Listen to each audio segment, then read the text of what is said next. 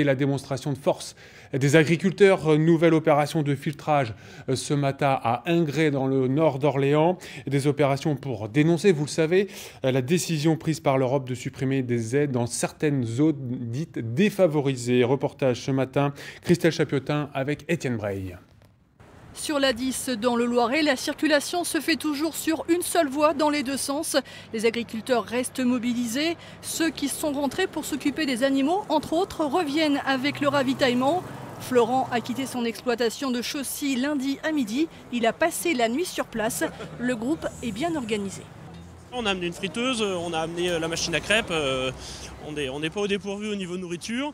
Et après dans la nuit, on a parlé de tout et de rien, on s'est changé l'esprit, parce qu'aujourd'hui la conjoncture agricole elle est quand même compliquée, donc ça fait du bien aussi de discuter d'autres choses et puis d'avoir un autre sujet de conversation.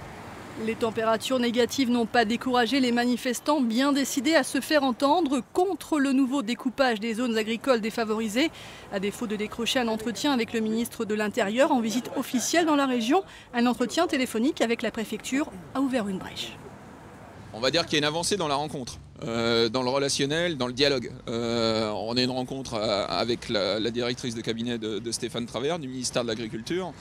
Maintenant, c'est pas une rencontre pour simplement avoir une conversation et partager le thé, si je puis dire.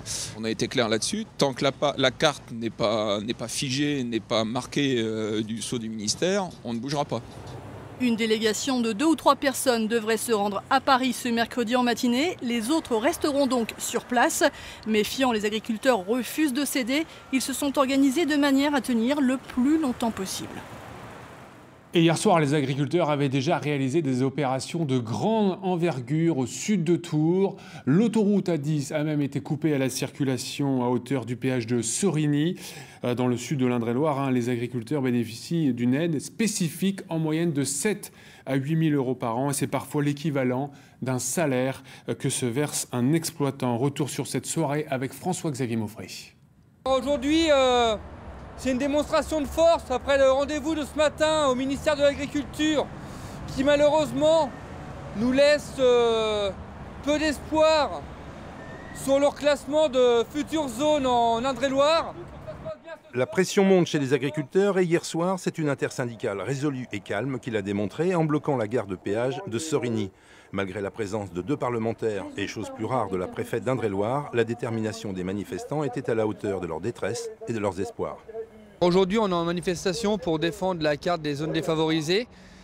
Pour les zones défavorisées, ça permet d'avoir des aides à l'installation majorée, mais aussi et surtout des aides pour l'élevage herbagé. Et on ne peut pas aujourd'hui en Indre-et-Loire voir ces aides disparaître parce que ça représente 50% du revenu d'un agriculteur. Et on ne peut pas voir si on enlève 50% du revenu, c'est l'élevage qui va disparaître demain. Le système va modifier un peu, et pour certains beaucoup, leur revenu. On a vu pour les jeunes agriculteurs, c'est plus particulièrement sensible. Et donc je comprends qu'ils se posent des questions et c'est pour ça que moi je dois être comme les parlementaires, comme les élus, dans l'explication de ce qui existe, pourquoi on le fait et de ce qui peut se faire. Après 4 heures de blocage, le convoi de tracteurs s'est ensuite dirigé vers le centre-ville pour accompagner la préfète et improviser un pique-nique devant les grilles de la préfecture. À défaut de modification de zonage et de récupération de leurs indemnités, d'autres manifestations sont à prévoir dans les jours à venir. Les agriculteurs ne sont plus en zone défavorisée. Aujourd'hui, c'est la fin de leur métier, c'est la fin de leur passion, c'est la fin de leur avenir. Et ces agriculteurs-là, si on leur enlève leur avenir, ils n'auront plus rien à perdre. Et puis il n'y a rien de pire que des gens qui n'ont rien à perdre.